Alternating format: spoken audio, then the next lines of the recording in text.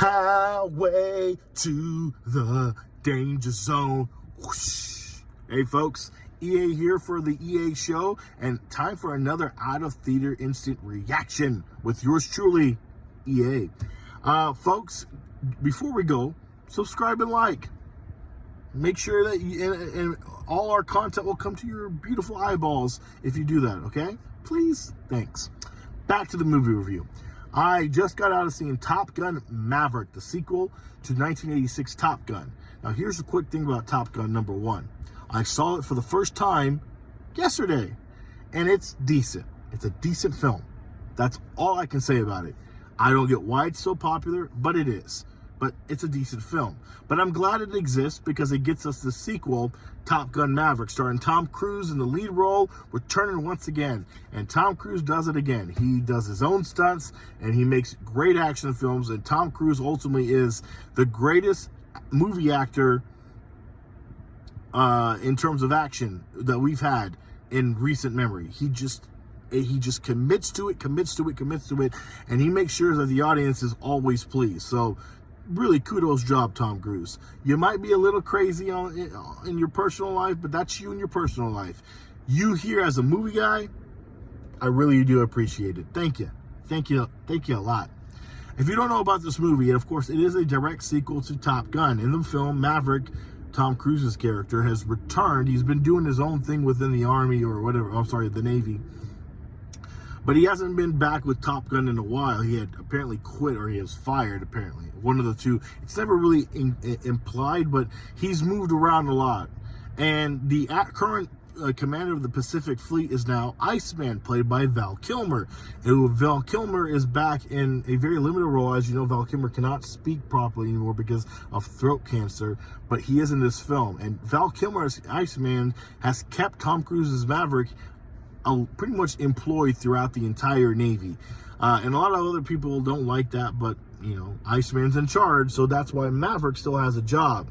Well, a secret mission that only the top fighters can do is upon them, and they only have one person they trust to do this, and that's Tom Cruise's Maverick. Maverick's back. He comes in, and John Hamm, who plays his direct superior, doesn't like him, and he wants him. He goes, "There's no secret. I didn't want you, but I'm forced to."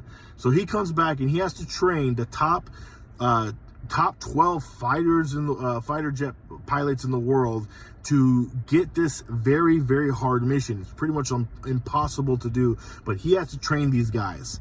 And the big twist here is one of the guys is the son of his former best friend, Goose, who had died in the first film. Miles Teller plays this guy. His call sign is Rooster. And so a lot of the film is about, you know, him training the young guys, you know, the old guy trying to reunite with these young guys. That's kind of the gist of the movie there. But, you know, the emotional connection with his estranged, you know, best friend's son, who, you know, they've gone off to a bad start now. They're not really on friendly terms or anything like that. So you're really watching their character development. And, of course, how he interacts with Val Kilmer's character. And, of course, a new character we see, Jennifer Connelly, his new love interest. So let's just get to the good, the bad, and the ugly. The good. The action sequences are what sells this film. Tom Cruise does an incredible job of always making sure these stunts are real, and they are real here. They do an incredible job of making you feel like you're inside that fighter jet. I felt like I was on the edge of my seat because I did feel the tension there's anxiety being up there where things are, you know, malfunctioning, or you're facing an enemy fighter pilot against you and you're trying to outmaneuver them.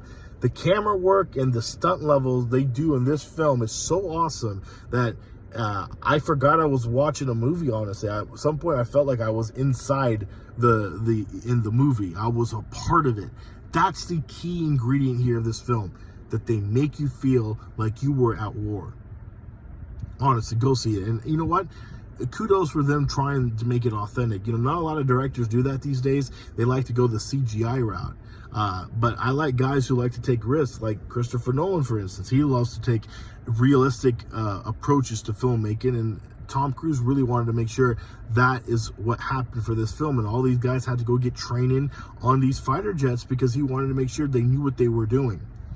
That's the best part. And by the way, go see this film in the biggest screen possible. This is a perfect popcorn flick for the summer. You need to make sure you get the full theater experience.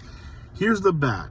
The bad is the rest of the movie, honestly, to me, was quite a bore. I know a lot of other people are praising this film and saying all of it's really good. To me, the rest of it was a bore. Unless it wasn't actually having to do with the fighter jets, I didn't give a damn.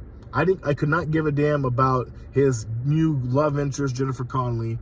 I have no interest in him with the other little guys or his little fight with John Hamm. I mean, there are little fun moments there, but overall, I really couldn't give a damn. It's not developed properly, and, you know, I just really didn't care for it. But maybe that's just me. Maybe I personally didn't want to see that. Other people might like it, and so far, a lot of people are giving that kind of review. I'm just not going to say it's the greatest thing ever.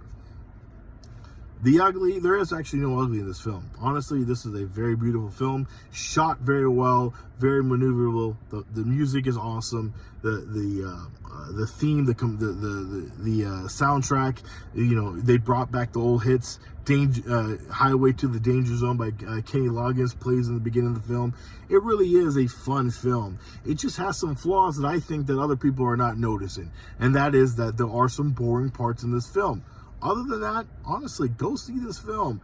It's different. It's not, you know, an MCU film. It's not a comic book or a Jurassic Park film. It is its own thing, and we need more movies like this. Hollywood desperately needs to get back to making movies like this because we need enjoyable films that are not the same superhero stuff that we see over and over again. Not to say that, you know, we don't love superhero films. We do, but we need a break. We need something fresh, and Tom Cruise delivered. So go see Top Gun Maverick in theaters right now. EA approves this. My instant theater reaction is, hell yeah, I'm hyped. I'm going to go drive my car like it's a fighter jet, and I'm going to go probably crash my car, and I shouldn't do that, so don't get that hyped. But anyway, go see it. Till next time, EA out.